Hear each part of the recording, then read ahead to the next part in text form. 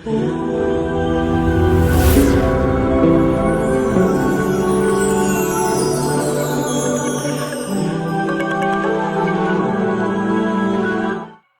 पाक फरमाती हैं, ओ मेरे नबी के गुलामों, मैंने ये रंग भी देखा है कि हुजूर ने इतना खड़े रहे, इतना क़याम किया कि मुकद्दस पैरों में वरम आ गए, सूज गए पैर।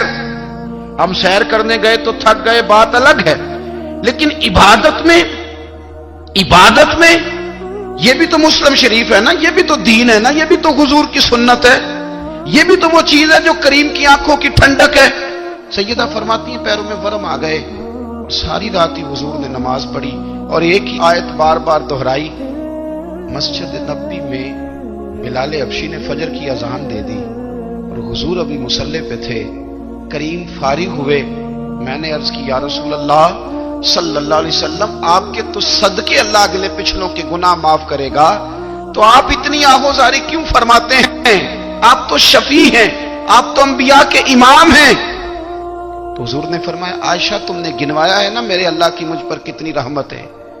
अफला अकूना अब्दन शुकूरा, फरमाया अगर उसने इतनी नेमतें दी हैं तो क्या मैं उसका शुक्रगुजार बंदा ना बनूं? मैं शुक्रगुजार बंदा ना बनूं उसका? फिर अगर इतनी नेमतें उसने दी हैं, मुझे इतना नवाजा है, तो फिर मैं उसके सामने सजदे ना करूं? ओ मेरे भाई, बड़े काबिल फख्र लोग हैं हम कि हम नबी पाक के गुलाम हैं। हम काबिल फख्र हैं कि नबी करीम के गुलाम हैं। क्या कभी इस गुलामी के शुक्राने में भी दो नफल पढ़े कि या अल्लाह तेरा शुक्र है तूने हमें हुजूर का गुलाम बनाया है? याद रखें कि अपनी रूहानी जिंदगी को आबाद करें, इस्तिगफार पढ़ें, तस्बीहात करें। कुछ छोटे छोटे अमाल हैं, उनको अपनी जिंदगी में हिस्सा बनाएं। तिरमिजी शरीफ में हदीस है, नबी पाक सल्लल्लाहु अलैहि वसल्लम ने फरमाया 3 मरतबा सुबह 3 मरतबा शाम औज़ु बिल्लाहिस समीउल अलीम 3 दफा ये पढ़ो और 1 दफा सूरत हशर की आखिरी 3 आयात, हुवल्लाहुल्लज़ी ला इलाहा इल्लाहु आलिमुल गैबि वश शहादति हुवर रहमानुर रहीम। औज़ु बिल्लाहि मिनश शैतानिर रजीम है ना, इसको पढ़ना है औज़ु बिल्लाहिस समीउल अलीम मिनश शैतानिर रजीम। फरमाया 3 दफा इसको पढ़ो और 1 दफा सूरह हशर की 3 आयतें, 1 दफा सुबह और 1 दफा शाम। सुबह क्या है, शाम क्या है? तो आला हज़रत बरेलवी फरमाते हैं सुबह से मुराद है आधी रात ढलने से लेकर सूरज निकलने तक। आधी रात ढलने से लेकर यानी तहज्जुद का टाइम से लेकर सूरज और शाम क्या है? दोपहर ढलने से लेकर मगरिब की आजान तक, ये शाम है। अब सुन लें, ये तिरमिजी की हदीस है सियासता की। नबी पाक ने फरमाया जिसने 3 मरतबा आऊज़ु बिल्लाह पढ़ी और 1 बार सूरह हशर की आखिरी 3 आयतें पढ़ी, 1 दफा सुबह पढ़े 1 दफा शाम पढ़े, नबी करीम अलैहिस्सलाम फरमाते हैं अगर सुबह पढ़ेगा तो 70,000 फरिश्ते शाम तक, और अगर शाम को पढ़ेगा तो 70,000 फरिश्ते सुबह तक पढ़ने वाले बंदे की मगफिरत की दुआ मांगते रहेंगे। चले, मैं तो इस बात पे भी बड़ा राजी हूं कि पहली दफा अहले सुन्नत में ऐसा हो रहा है कि वजीफा मिलने पर लोग नारे लगा रहे हैं, वरना वजीफा बताएं तो कहने भी पढ़ांगे पर कोई तवीज भी लेके छड़ो माड़ा गया। एक साहब आए, मुझे कहने लगे जी बरकत कोई नहीं, गुरबत बड़ी है। मैंने कहा सूरत वाक़िया पढ़ा कर। कहते पीर साहब थोड़ी तकलीफ करो को मैनू तवीज भी कर दो। मैंने उनसे कहा खुदा के बंदे, मैं तवीज दूंगा पता नहीं काम बनेगा नहीं बनेगा, सूरत वाक़िया पढ़। ये वो तवीज है जो मदीने वाले रसूल ने अता फरमाया है कि सूरत वाक़िया पढ़ो तुम्हें कभी फाका नहीं आएगा। तो वज़ाइफ पढ़ें, इबादत करें, तैयारी करें, कुछ नेक आमाल बचाएं ऐसे जिनका हमें पता हो, जो हमारे रब को पता हो। हजरत अब्दुल्ला इब्न उमर रज़ी अल्लाह तआला अन्हु, हजरत उमर के साहिबजादे, मक्का मुकरमा में उनकी कब्र है। मैंने जब उन्हें पढ़ा तो मुझे उनसे बड़ा प्यार हो गया, लेकिन आपको पता है वहां जाके किसी शख्स का मजार तलाश करना या पूछना एक मुश्किल काम होता है। तो एक दफा मैं मक्का शरीफ में हाजिर था, तो एक गाड़ी वाला ड्राइवर मुझे कहने लगा कि मौलाना मैं आपको जानता हूँ, मुझे आपसे मोहब्बत है, एक बात बताऊं आपको। मैंने कहा बताओ। कहने लगे हज़रत अब्दुल्ला इब्न उमर की कब्र देखनी है। मैंने कहा ये तू नहीं कह रहा, ये किसी ने बंदोबस्त कराया है, ये अल्लाह ने तेरे दिल में बात डाली है कि हो गया तू ले चल मुझे। हजरत अब्दुल्ला इब्न उमर को नबी पाक ने फरमाया था राजुलुन सालिह, ये नेक बंदा है, ये मुत्तकी आदमी। عبداللہ ابن عمر رضی اللہ تعالیٰ عنہ سیدنا فاروق اعظم رضی اللہ تعالیٰ عنہ کے صاحبزادے ہیں اور ان کی ہمشیرہ سیدہ حفصہ رضی اللہ تعالیٰ عنہ حضور کی زوجہ محترمہ. ایک دن اپنی ہمشیرہ سے کہنے لگے کہ نبی کریم صلی اللہ تعالیٰ علیہ وسلم گھر میں آئے نا، اور اگر حضور غم امت میں پریشان نہ ہوں، طبیعت کو حشاش بشاش دیکھو، تو ذرا پوچھنا تو صحیح حضور کا میرے بارے میں کیا خیال، پوچھنا تو صحیح کہ کریم کی بارگاہ میں میرا کیا مقام ہے، میرے بارے میں حضور کیا فرماتے ہیں. اب بہن کو کام بتائے اور بتائے بھی بھائی، اور بھی بہن وہ کام نہ کرے، یہ تاریخ میں ہوتا نہیں. حضرت عمر فاروق رضی اللہ تعالیٰ عنہ کی صاحبزادی ام المومنین رضی اللہ تعالیٰ عنہ فرماتی ہیں کہ میں تو بس منتظر تھی. انہوں نے تو کہا تھا نا کہ اگر تم حشاش بشاش دیکھو تو بات کرنا، لیکن حضور تشریف لائے، میری باری تھی، میرے گھر تشریف لائے، کھانا پیش کیا تو فوراً میں نے عرض کی حضور ایک بات پوچھنی تھی. حضور نے فرمایا پوچھئے. میں نے عرض کی حضور میرے بھائی عبداللہ ابن عمر کے بارے میں آپ کا کیا خیال ہے؟ نوجوانوں میری بات پہ غور کرنا، میرے بھائی کے بارے میں آپ کا کیا خیال ہے؟ تو نبی کریم صلی اللہ تعالی علیہ وآلہ وسلم نے میری طرف دیکھا اور پھر حضور زیر لب تھوڑا مسکرائے. اور بریلی کے امام کہتے ہیں کہ حضور مسکرا دیتے تھے نا تو جو بڑا دکھی ہوتا تھا وہ بھی ہنس پڑتا تھا. اب سوال پیدا ہوتا تھا کہ پھر تو اس مسکراہٹ کے لیے انتظار کرنا پڑتا ہوگا کئی مہینے کہ حضور مسکرائیں تو رونے والے ہنسیں. تو اعلیٰ حضرت فرماتے نہیں، انتظار نہیں کرنا پڑتا، یہ مسکراتے رہنا تو حضور کی عادت ہے. جس کی تسکین سے روتے ہوئے ہنس پڑے اس تبسم کی عادت پہ لاکھوں سلام. یعنی یہ تو عادت ہے حضور کی مسکراتے رہنا، اس کے لیے انتظار نہیں کرنا پڑتا. بھائیو آپ خیال رکھیں گے، غور کریں گے. حضرت عبداللہ ابن عمر رضی اللہ تعالیٰ عنہ کے بارے میں پوچھا تو سیدہ فرماتی ہیں کہ نبی کریم صلی اللہ تعالیٰ علیہ وسلم نہ زیر لب مسکرائے اور فرمایا حفصہ تیرا بھائی ہے تو اچھا، لیکن میں نے سنا ہے کہ عشاء کی نماز پڑھتا ہے تو فجر تک سویا ہی رہتا ہے. او نوجوانوں، 10 بجے تک سونے کی بات نہیں ہوئی، 9 بجے تک سونے کی بات نہیں ہوئی، 11 بجے اٹھنے کی بات نہیں. حضور فرمانے لگے میں نے سنا ہے کہ عشاء کی نماز پڑھ کے سو جاتا ہے اور فجر تک سویا ہی رہتا ہے، اسے چاہیے کہ تہجد کے وقت اٹھا کرے، اللہ کی بارگاہ میں حاضر ہوا کرے، آہوزاری کرے، سجدے کرے، عبادت کرے. اٹھتا ہے اور فجر میں جا کے اٹھتا ہے. حضرت جناب حفصہ رضی اللہ تعالیٰ عنہ کہتی ہے میں نے جناب عبداللہ ابن عمر کو پیغام دیا اور میں نے کہا میرے جوان بھائی سن. نبی پاک نے فرمایا ہے تو اچھا پر تہجد میں نہیں اٹھتا، نفل نہیں پڑھتا. او میری ملت کے جوانوں، مزہ نہیں آ جاتا جب ساری دنیا سوئی ہو، ساری دنیا، اور بستر بھی گرم ہو اور نیند بھی پورا غلبہ کر رہی ہو، اور اچانک گھنٹی بجے دماغ میں، آنکھ کھلے، گھڑی پہ نظر پڑے، 3:30 4 بجے کا پیغام گھڑی بتائے، اور کوئی چڑھتی جوانی والا اٹھ کے وضو کرے، اور جب وہ مصلی کھول کے بچھائے تو مدینے والے محبوب کہتے ہیں کہ ہر نماز پہ رب ثواب دیتا ہے، اور جو اٹھ کے تہجد کی نماز پڑھے اسے دیکھ کے تو رب مسکراتا ہے، جو اس کی شان کے لائق ہے، جو اس کی شان کے لائق، وہ مسکراتا ہے، خوش ہوتا ہے کہ میرا بندہ تہجد میں اٹھ گیا، وہ مسکراتا ہے. کاش ہماری صبحیں کبھی اپنے مالک کے نام ہو جائیں. کاش کہ صبح حضرت ابو الحسن رحمت اللہ تعالی علیہ حضرت معاذ ابن جبل رضی اللہ تعالیٰ عنہ کے پاس بیٹھا کرتے تھے. فرماتے ہیں ان سے جو پیار بڑھا تو پھر میرا مصلی سے بھی بڑھ گیا. تابعی ہیں، فرماتے ہیں صحابی رسول سے محبت ہوئی تو ذکر سے بھی ہو گئی، پھر درود شریف سے بھی ہو گئی. محبت ان سے بڑھی تو پھر اللہ نے مسجد کا پیار بھی بڑھا دیا. آپ فرماتے ہیں کہ میری ہر وقت طبیعت چاہتی تھی کہ بس اللہ اللہ کروں، بس اللہ اللہ کروں، بس نہ میں ذرا تھوڑی جان چھڑاؤں لوگوں سے، کو 10 منٹ ملے تو میں کچھ 4 نفل پڑھ لوں، میں تھوڑا سا نہ بچوں لوگوں سے، اور مجھے تسبیح ملے تو میں نہ کچھ 400-500 دفعہ استغفار پڑھوں، سبحان اللہ، الحمدللہ، اللہ اکبر، لا حول ولا قوت الا باللہ، میں نہ تسبیحات پڑھوں.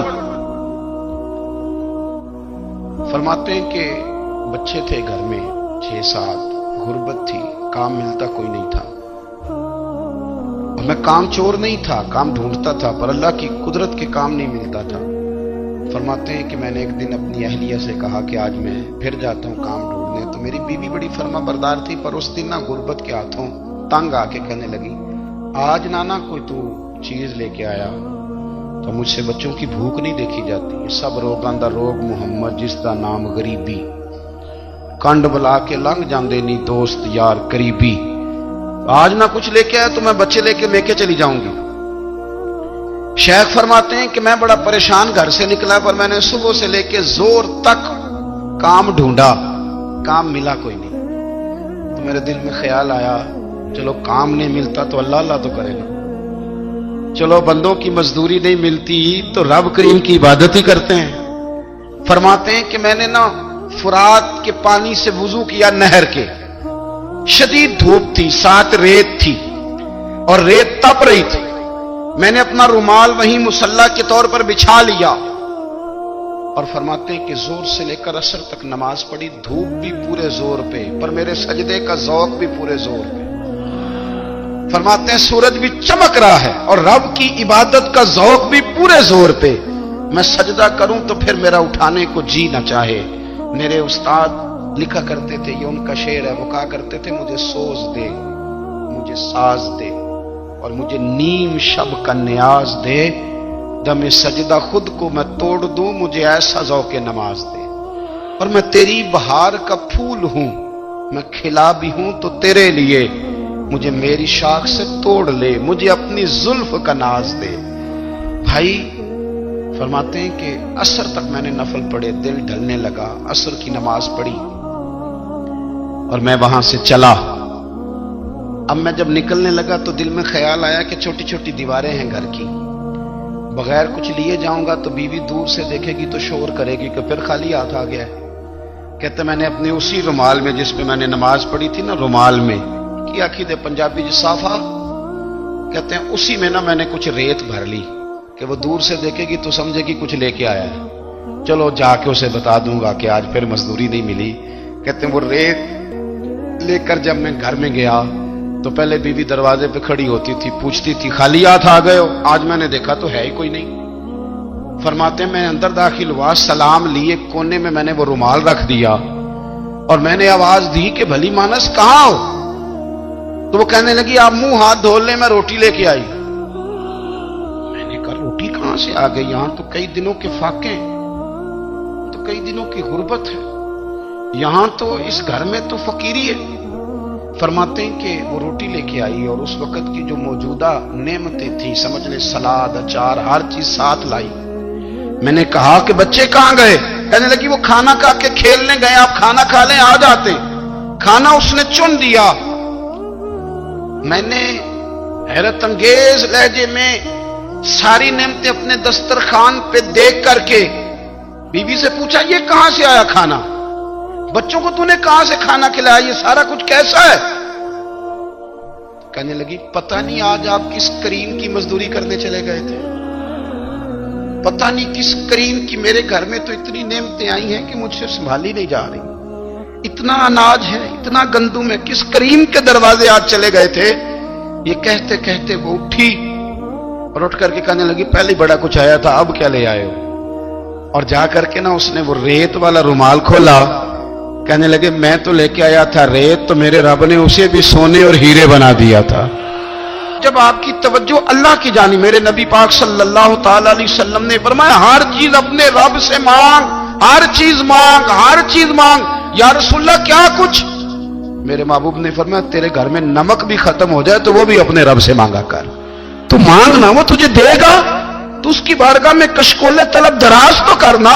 اور ترمذی شریف میں عجیب لفظ ہے، رسول کائنات نے فرمایا، رب کریم فرماتے ہیں جب میرا بندہ ہاتھ اٹھاتا ہے نا تو مجھے حیا آتی ہے کہ میں خالی کیسے لوٹا دوں اس کے۔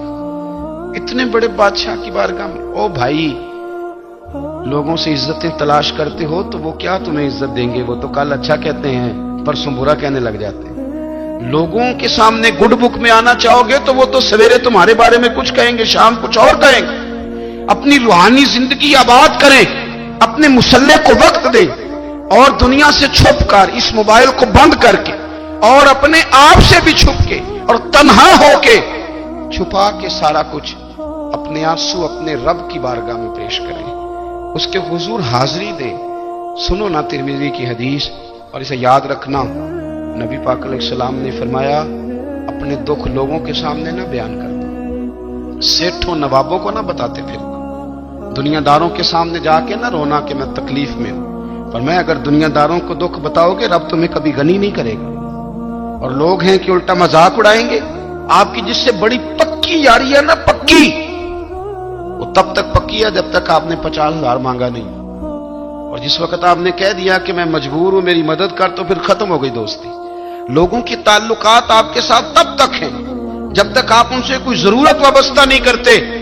کریم محبوب فرمانے لگے بندوں کے سامنے دکھ نہ بیان کرنا، اللہ تجھے کبھی غنی نہیں کرے گا، تو اپنے دکھ اپنے رب کو بتا، تو دعائیں مانگ، تو اس کی بارگاہ میں حاضر ہو، تو اس کے حضور عرض کر۔ فرمایا اپنے دکھ اپنے رب کو بتا، وہ جلدی کرے یا دیر سے کرے تجھے ساری دنیا سے بے نیاز کر دے گا، تجھے کسی کا محتاج نہیں رہنے دے گا۔ اپنے مسلح کو، اپنی دعاؤں، ایک بزرگ فرماتے ہیں میں نے دعا مانگنے کا طریقہ اپنی بیوی سے سیکھا، دعا مانگنے کا طریقہ اپنی، سیکھنے والے تو اپنے بچوں سے بھی سیکھ لیتے ہیں، سیکھنے والے تو ہر ایک سے سیکھتے ہیں۔ وہ کہتے ہیں میں نے دعا مانگنے کا سلیقہ اپنی بیوی سے سیکھا ہے۔ حضرت وہ کس طرح؟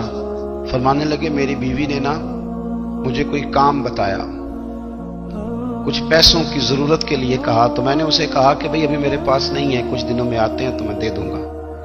عورتوں کی عادت ہوتی ہے وہ بار بار یاد کراتی ہیں، 2-4 دنوں کے بعد پھر اس نے کہا حضرت وہ میں نے کہا تھا کچھ پیسے، میں نے اسے کہا کہ ابھی میرے پاس نہیں ہے، کچھ دنوں میں ملتے ہیں تو میں تمہیں دے دوں گا۔ اس نے کچھ دنوں کے بعد پھر کہا حضور وہ میں نے کچھ پیسے کہے تھے۔ فرماتے میں نے ڈانٹ دیا، میں نے کہا کہ کیا تو روز مجھے شرمندہ کرتی ہے، کہا نا میرے پاس نہیں ہے، ہوں گے تو دے دوں گا، تو روز یاد کراتی ہے۔ فرماتے اس نے پہلے تو میری ڈانٹ کو سہا، پھر میرے سخت جملوں نے اس کی آنکھوں میں آنسو پیدا کر دیے، پھر اس نے اپنے آنچل میں اپنے اس دکھ کو سمیٹا، اور پھر اس نے ایک جملہ کہا تو میں رو پڑا، اور مجھے اپنے رب سے مانگنے کا طریقہ آ گیا۔ مجھے کہنے لگی حضرت جی آپ نے ڈانٹ دیا، میں نے سہ لیا، پر آپ ہی میرے شوہر ہیں، بتائیں نا آپ سے نہ کہوں تو میں کس سے جا کے کہوں۔ فرماتے ہیں میں رو پڑا، اور میں کھل کے رویا، اور میں تڑپ کے رویا، اور پھر میری سسکیاں بند گئیں، تو مجھے کہنے لگی آپ کو کیا ہوا؟ میں نے کہا مجھے بھی دعا مانگنی آ گئی ہے، جب میں اسے کہوں گا نا اللہ تو ہی میرا رب ہے، میں تجھ سے نہ کہوں تو میں کس سے جا کے کہوں؟ میں کیوں کسی بندے سے سوال کروں؟ میں کیوں کسی دنیا دار سے کہوں؟ میں تیرے بندوں کا، نیک بندوں کا وسیلہ لے کے، تیرے محبوب کی غلامی لے کے تیری بارگاہ میں آیا، تجھ سے نہ مانگوں تو کس سے مانگوں؟ سمجھ آ گئی ہے جب میں اس رنگ میں مانگوں گا تو پھر رب میرے اوپر بڑا ہی فضل فرمائے گا، وہ میرے اوپر بڑی رحمت کرے گا، وہ میرے لیے آسانیاں کرے گا۔ عزیز دوستو ہم اس طرح کرنے لگ گئے ہیں کہ ہم نے نا اپنے تعلقات پر اعتماد کرنا شروع کر دیا ہے، میرے تعلقات بہت ہیں، ہم نے اپنی دولت پر اعتماد کرنا شروع کر دیا ہے، میرے پاس دولت بہت ہے، ہم نے اپنے علم پر، اپنی شہرت پر اعتماد کرنا شروع کر دیا ہے کہ میرے پاس فلاں چیز بہت ہے۔ یاد رکھنا جب بے نیاز اپنی صفت بے نیازی دکھاتا ہے تو بڑی بڑی دولتوں والے مجبور نظر آتے ہیں۔ بھائیو جب انسان کا رشتہ اپنے مالک کے ساتھ ہوتا ہے پھر تو غم بھی کچھ نہیں کہتے، پریشانیاں بھی کچھ نہیں کہتی، پھر تو زندگی صبر والی، پھر تو زندگی توکل والی، پھر تو زندگی بھروسے والی، پھر انسان اپنے آپ کو رسوا نہیں کرتا، دنیا داروں سے امیدیں اس کی ختم ہو جاتی، امیدیں اللہ رسول سے لگا لیتا ہے، مضبوط ہو جاتا ہے، مضبوط، طاقتور ہو جاتا ہے، خوددار ہو جاتا ہے، باوقار باعزت ہو جاتا ہے۔ حضرت بہلول دانا رحمت اللہ علیہ بیٹھے تھے تو ہارون رشید حج کر کے آ رہا تھا، تو رستے میں حضرت شیخ سے ملاقات ہو گئی، تو السلام علیکم کے بعد کہنے لگا حضور کوئی حکم ہو تو بتائیے گا۔